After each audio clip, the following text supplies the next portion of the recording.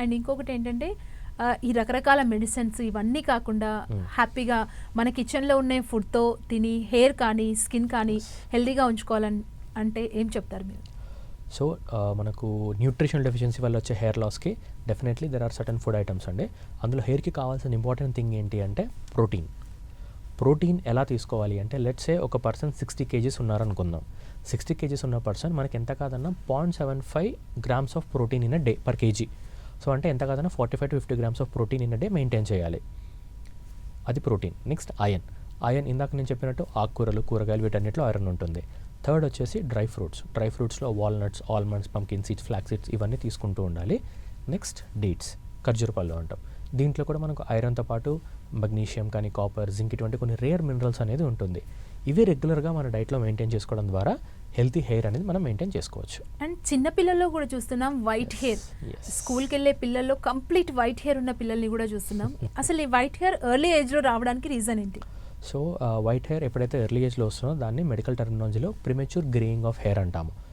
ఇది ఎప్పుడు వస్తుంది అంటే ఒకటి ఫ్యామిలీ హిస్టరీ, అంటే వాళ్ళ పేరెంట్స్ కానివ్వండి, గ్రాండ్ పేరెంట్స్ కానివ్వండి, వాళ్ళకు కూడా ఎర్లీగా వచ్చి ఉంటే పిల్లలకు కూడా ఎర్లీగా వచ్చే ఛాన్స్ ఉంటుంది. అలా లేదు, ఫ్యామిలీ అంతా అందరికీ బాగానే ఉంది, 30s, 40s అయింది, బట్ మా పిల్లలకి ఇప్పుడు స్టార్ట్ అవుతుంది అంటే న్యూట్రిషనల్ డెఫిషియన్సీ అంటే ఫుడ్ సరిగ్గా లేకపోవడం వల్ల అదొక రీజన్. సెకండ్, స్లీప్ ప్యాటర్న్ సరిగ్గా లేకపోవడం. ఎప్పుడైతే స్లీప్ ప్యాటర్న్ సరిగ్గా ఉండదో నైట్ టైం మన బాడీలో మెలటోనిన్ ఒక హార్మోన్ రిలీజ్ అవుతుందండి. ఎప్పుడైతే హార్మోన్ రిలీజ్ అవ్వదో, ఎందుకు రిలీజ్ అవ్వదు అంటే టైంకి పడుకోకపోవడం వల్ల. అప్పుడు బాడీలో స్ట్రెస్ లెవెల్స్ పెరుగుతుంది, హెయిర్ ఫాల్ ఎక్కువ అవుతుంది, డార్క్ సర్కిల్స్ వస్తుంది, అలాగే గ్రే హెయిర్ కూడా వస్తుంది. Grey hair or white hair. Okay అండి.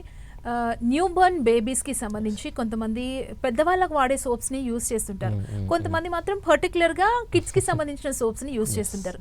అసలు ఈ రెండింటి యూజెస్ వల్ల ఏం జరుగుతుంది? It again depends on baby skin అండి.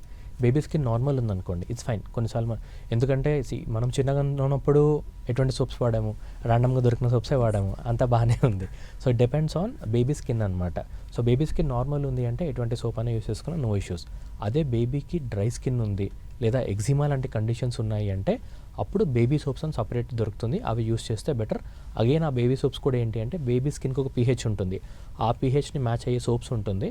అటువంటి యూస్ చేయడం ద్వారా అగైన్ ఎగ్జిమా కానివ్వండి, డ్రైనెస్ కానివ్వండి ఎక్కువ కాకుండా కంట్రోల్లో ఉంటుంది. ఓకే.